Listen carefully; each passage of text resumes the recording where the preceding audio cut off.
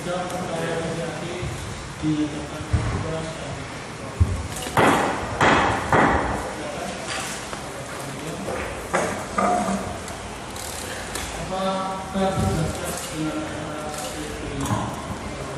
jadi memang di sini ada 100 halaman lebih. Lalu pledoi ini kami susun menjadi 4 bagian sistematika.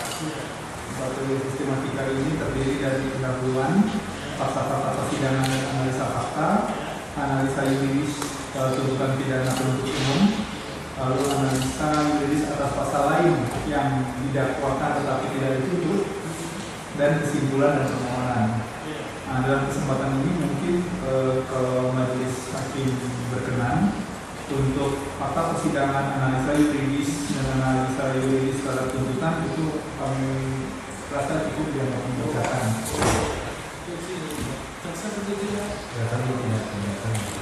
Nah, jadi kami yang membacakan bagian pembukaan di depan, lalu kemudian masuk ke kesimpulan dan permohonan. Karena dalam kesimpulan itu sendiri juga summary-nya sudah cukup panjang juga, ada sekitar 7 halaman. Nota pembelaan atas nama terdakwa PT AD Litigation and Industry yang dalam hal ini diwakili oleh saudara Tan Teong selaku manajer regional director dari terdakwa dalam perkara pidana nomor 228/2013/PN-PLW di Pengadilan Negeri Pelalawan. Ini sampai dalam pada agenda persidangan, yaitu membacakan nota pembelaan atau pledoi yang pada dasarnya mengekspresikan pendapat dan kesimpulan kami mengenai seluruh proses persidangan, baik yang menyangkut fakta-fakta, question of fact, maupun terkait analisis hukum terhadap fakta-fakta tersebut, question of law, yang selengkapnya akan termuat dalam nota pembelaan atau pledoi ini. Majelis Hakim yang mulia, penuntut umum yang kami hormati, dalam proses persidangan perkara ini terdakwa telah didakwa oleh penuntut umum melakukan tindak pidana sebagaimana tersebut dalam surat dakwaan penuntut umum norek perkara PDM-79-PKLCI-12-2013 tanggal 23 Desember 2013 bahwa terhadap surat dakwaan dan surat tuntutan deposito penuntut umum tersebut, kami selaku penasihat hukum terdakwa dengan ini menyatakan menolak seluruh dalil-dalil penuntut umum, baik yang dimuat dalam surat dakwaan maupun yang dimuat dalam surat tuntutan requisitor, kecuali terdapat hal yang secara tegas kami akui kebenarannya dalam nota pembelaan ini. Oleh karena itu, kami akan membacakan nota pembelaan pledoi ini yang akan menguraikan dan menjelaskan secara terang benderang, baik dari segi fakta maupun dari segi hukum, dari yang merupakan alasan penolakan kami tersebut. Atas dasar tersebut, maka susunan nota pembelaan atau pledoi ini kami susun sebagai berikut. Pertama, pendahuluan kami mohon dianggap dibacakan. Kedua, fakta-fakta persidangan dan analisa fakta kami juga mohon dianggap dibacakan. Ketiga, analisa yuridis terhadap tuntutan pidana penuntut umum kami mohon dibacakan. Dan analisa yuridis atas pasal lain yang didakwakan tetapi tidak dituntut, dan itu juga jangan dibacakan. Dan yang kelima yaitu kesimpulan dan permohonan yang nanti akan dibacakan oleh kolega kami. Dilanjutkan. 5. Kesimpulan dan permohonan. A. Kesimpulan. Majelis Hakim yang kami muliakan, penuntut umum yang kami hormati, dan masyarakat atau pengunjung sidang serta rekan pers yang kami hormati, bahwa berdasarkan analisa fakta dan analisa yuridis yang telah kami uraikan pada bab 2 dan bab 3 dalam nota pembelaan ini, maka dengan ini kami menyatakan bahwa dakwaan penuntut umum berdasarkan pasal 98 ayat 1 untuk pasal 119 ayat 1 huruf A Undang-Undang Lingkungan Hidup tidak terbukti dan tidak terpenuhi unsur-unsurnya secara sah dan meyakinkan. Kesimpulan tersebut kami capai berdasarkan dalil-dalil yang sesuai dengan fakta-fakta hukum yang ada dalam proses persidangan dan hukum yang berlaku sebagai berikut. 1. Bahwa uraian perbuatan yang dituntut penuntut umum dalam surat tuntutan, yaitu terdakwa melalui Ganesh Suparan KR Singgah tidak berinisiatif melengkapi sarana dan prasarana sebagaimana diamanatkan AMDAL, tidak lagi sesuai dengan uraian perbuatan yang didakwakan penuntut umum dalam surat dakwaan, yaitu terdakwa tidak memadamkan api. Dengan kata lain, dalil penuntut umum dalam surat dakwaan tidak terbukti, dan saat ini penuntut umum menuntut terdakwa dengan suatu dalil yang tidak pernah didakwakan sebelumnya. 2. 2. Meskipun penuntut umum telah mengubah tuntutan dalam surat tuntutan dari yang semula tercantum dalam surat dakwaan, namun kami tetap menganggap perlu untuk menjelaskan bahwa dakwaan penuntut umum mengenai perbuatan terdakwa tidak memandangkan api memang tidak terbukti berdasarkan tuntutan penuntut umum mengenai perbuatan terdakwa tidak berinisiatif melengkapi sarana dan prasarana sebagaimana diamanatkan AMDAL juga tidak terbukti berdasarkan fakta-fakta persidangan sebagai berikut. A. PT AD atau terdakwa telah mempunyai sistem fire patrol guard dan berdasarkan SOP mengenai kewajiban pengendalian kebakaran yang diterapkan oleh PT AD atau terdakwa, fungsi sebagai fire patrol guard juga diemban oleh seluruh pegawai PT AD. B. PT AD atau terdakwa telah dan selalu mengadakan pelatihan pemadaman kebakaran secara berkala atau setiap tahun, antara lain pelatihan kebakaran yang dilaksanakan pada tanggal 17 Februari 2011, 24 Februari 2012, dan 24 September 2013. C.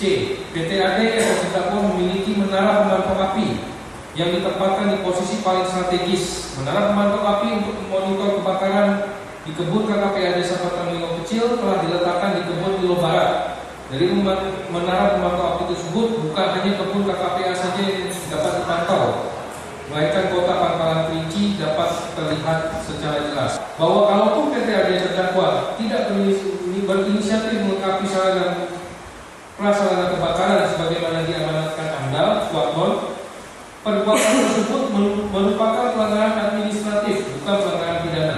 Bahwa tidak ada hubungan kausal antara perbuatan tidak berinisiatif melengkapi sarana dan prasarana sebagaimana diamanatkan AMDAL dengan akibat terlampauinya baku mutu udara ambien dan lain-lain. Terlampauinya baku mutu udara ambien dan lain-lain disebabkan peristiwa kebakaran, bukan karena kurangnya sarana dan prasarana kebakaran. Kesimpulan kami terhadap lahan tidak sediat adalah sebagai berikut. A. Bahwa berdasarkan izin lokasi yang diterbitkan oleh Bupati Pelalawan atas areal kebun lahan KKPA, areal dasdiat tidak termasuk dalam wilayah kebun lahan KKPA Batang Milo Kecil. B.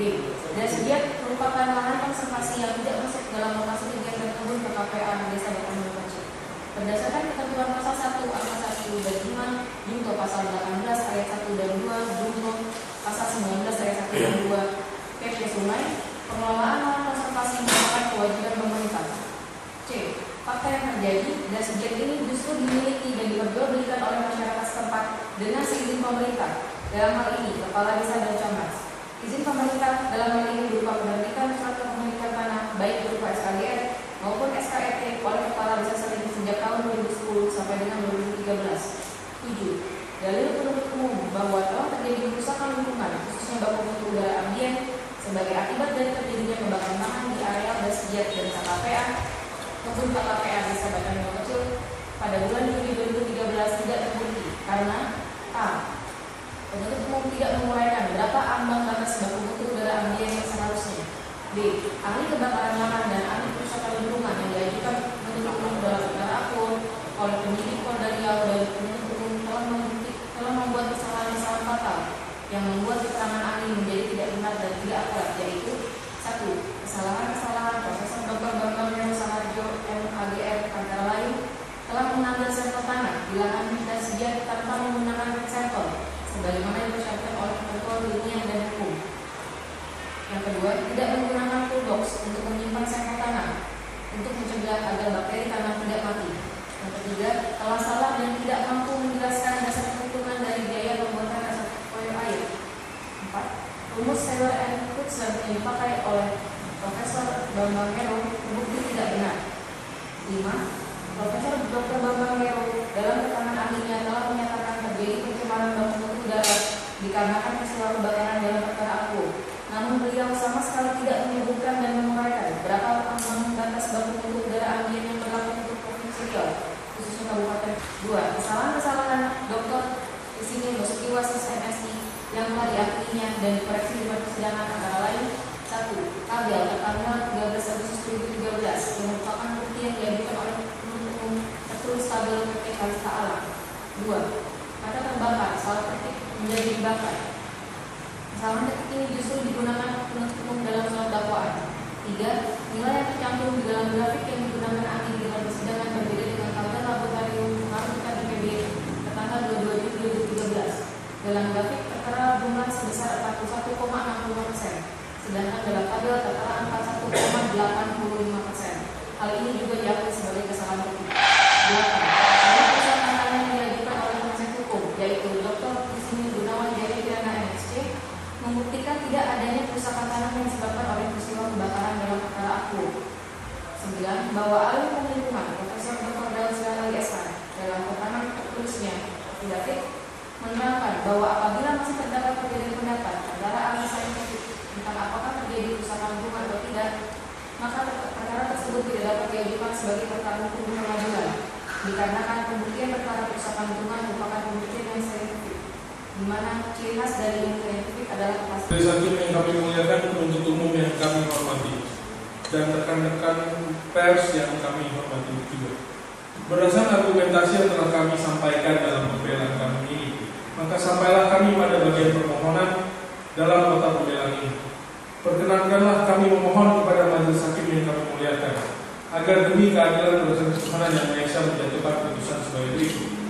Pertama, menyatakan terdakwa PT AD Plantation and Industry tidak terbukti secara sah dan meyakinkan bersalah melakukan tindak pidana lingkungan hidup sebagaimana yang dituntut oleh penuntut umum berdasarkan pasal 98 ayat 1 junto pasal 116 ayat 1 huruf A Undang-Undang Lingkungan Hidup. Kedua, menyatakan terdakwa PT AD Plantation and Industry tidak terbukti secara sah dan meyakinkan bersalah melakukan tindak pidana perkebunan dan tindak pidana lingkungan hidup yang tidak dituntut oleh penuntut umum sebagaimana diatur dan diancam pidana dalam pasal 48 ayat 1 junto pasal 26 Undang-Undang Perkebunan dalam dakwaan pertama primer, pasal 49 ayat 1 junto pasal 26 Undang-Undang Perkebunan dalam dakwaan pertama subsidiar, pasal 108 junto pasal 69 ayat 1 junto pasal 119 ayat 1 huruf A Undang-Undang Lingkungan Hidup dalam dakwaan kedua, dan pasal 99 ayat 1 junto pasal 119 ayat 1 huruf A Undang-Undang Lingkungan Hidup sebagaimana dalam dakwaan ketiga subsidiar. 3. Membebaskan terdakwa PT AD Plantation and Industry dari segala tuntutan hukum frisprach atau tidak melepaskan terdakwa dari segala tuntutan hukum atau omslah panel res performing. 4. Mengembalikan seluruh barang bukti sebagaimana yang disebutkan di dalam surat tuntutan kepada pemiliknya, termasuk barang bukti yang masih digunakan dalam berkas perkara lain. 5. Merehabilitasi harkat, martabat, dan nama baik terdakwa PT AD Plantation Industry. 6. Membebankan biaya perkara kepada negara, atau sekiranya majelis hakim berpendapat lain kami mohon supaya tidak memberikan hukuman, atau sekiranya majelis hakim berpendapat lain kami mohon agar diberikan putusan yang seadil-adilnya ex aquo et bono demi tegaknya keadilan berdasarkan ketuhanan yang Maha Esa. Tertanda penjelasan hukum terdakwa PT AD Plantation Industry. Majelis hakim yang saya muliakan, penuntut umum saya hormati. Terlebih dahulu saya ucapkan terima kasih atas peluang yang diberikan untuk memberikan nota pembelaan lagi, dan saya juga ingin memohon maaf jika ada silap bahasa Indonesia saya. PT AD adalah PT yang bertanggung jawab dalam pengelolaan lahan dan juga produksi IBS dan telah mematuhi segala prinsip yang telah diwujudkan oleh RSPO, di antaranya mematuhi hukum-hukum negara dan ketetapan, dan juga diwajibkan mengelola kawasan lahan khasnya gambut secara yang terbaik mengikut standar-standar yang sudah ada, seperti mewujudkan BMP, yaitu Best Management Practice untuk kawasan gambut, dan kedua, menyediakan water management yang efektif supaya untuk memastikan sentiasa adanya air di tanah kebun gambut. Ketiga, dilarang membakar melalui zero burning policy. Dan keempat, sentiasa menyediakan, memastikan sarana dan prasarana pembakaran itu tetap ada. Dan lima, selalu melakukan latihan pemadam kebakaran secara rutin kepada tim manajemen dan juga kepada masyarakat tempatan, dan juga kita sudah terwujud adanya terwujudnya masyarakat peduli air untuk peduli api untuk menandatangani masalah asap.